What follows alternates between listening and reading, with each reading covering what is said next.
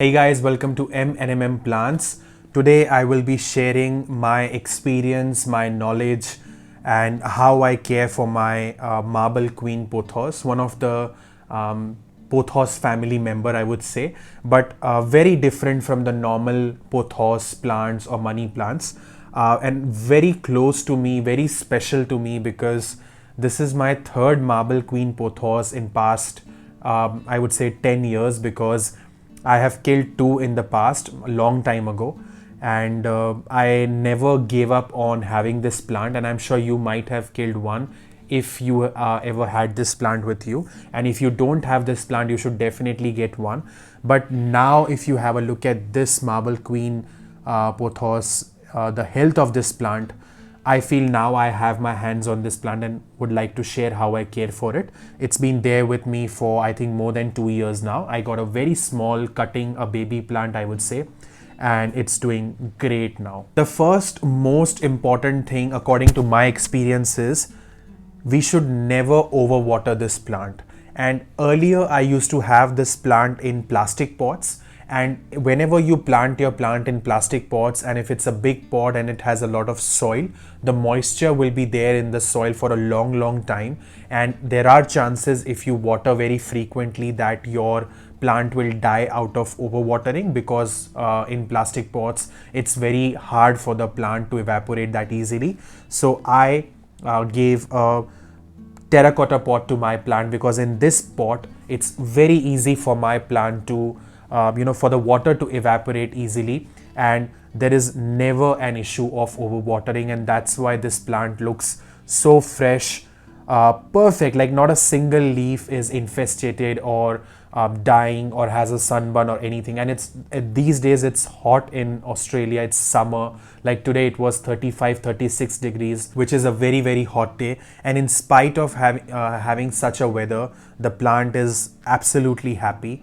Even in winters we need to care for this plant because when I keep this plant inside the house, and if I use heaters, I have to make sure that it doesn't dry out completely, and if it's outside then it's very cold. So that balance in temperature is very important. So the first thing that I would like to share is, if possible, give it terracotta pot if that will avoid overwatering problem. But if you are someone who doesn't water your plants a lot, then you can go for plastic pots. That's not an issue. But I have also given a tray, a very small tray at the bottom of this plant, because whenever I water the plant, I want some water to be stored in the small tray down there, because that will keep my plant humid, especially in summers. In winters, it's okay if there is no water in the tray. I avoid keeping waters in the winters, but in summer, especially when it's very hot, I will let some water sit in the tray, because that keeps my pot humid, that keeps the soil humid, and the plant would love it. The next thing is, I have given a moss pole to my plant for the support, and these plants, they love growing if there is a support, and I always water them on the moss pole so that every single branch, stem, root gets the access to the water very easily, and it grows very easily. So whenever I water, it's always watered from the top over here and not straight away in the soil.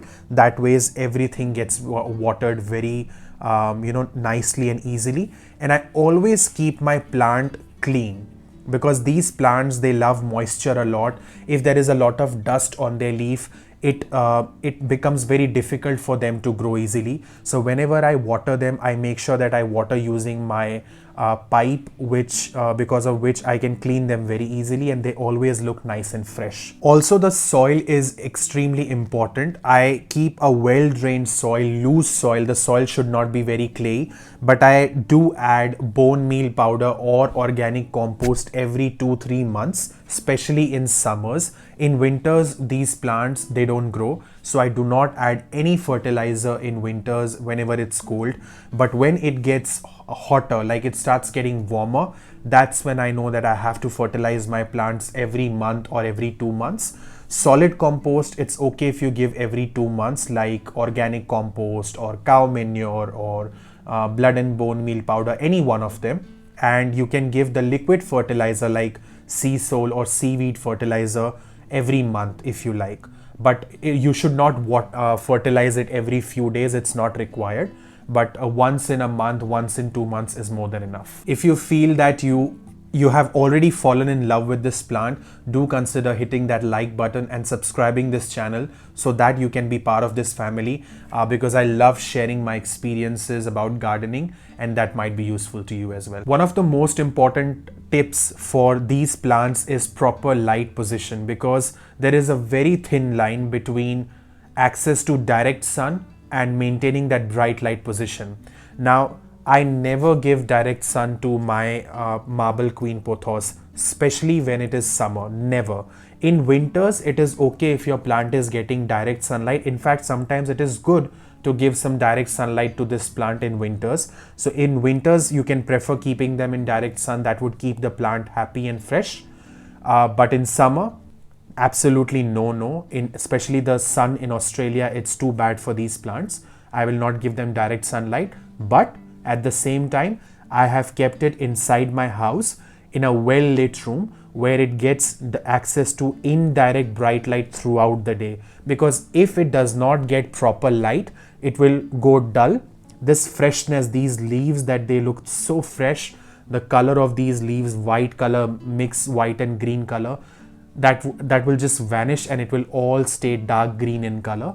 So indirect bright light in summer and direct light in winter is a great idea. In winters, I normally water this plant once in a week or sometimes once in 2 weeks. Only when I feel that the soil has gone dry, that's when I water my plant.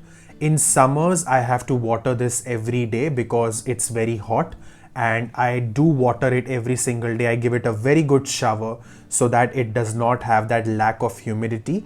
And because I give it shower every single day in summers, the plant is always nice and fresh and happy, and it never gets that sunburn. Even if it's kept in indirect position, sometimes it may burn out because it does not get enough water. So I make sure that I give it a good cold water shower in summers. I hope you enjoyed watching this video about Marble Queen Pothos. They are very easy to take care. From my experience, all I would say is do not overwater them. Make sure you water them only when the soil is dry.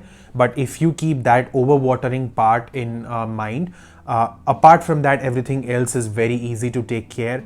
And I just don't touch this plant a lot. I just leave it and let it live its own life, not disturbing it a lot. And I feel when I do that, when I ignore my plants, kind of, don't touch them a lot and don't look at them a lot, I think they grow a little faster. That's what I feel. I'm not sure if I'm wrong.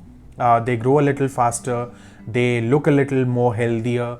And whenever I touch some plant a lot, take over care of it, every single day you look at it, it might not turn out that well. That's my experience, but feel free to share your experience as well in the comment section below. And with that, I'll see you next time with some other video. Bye for now.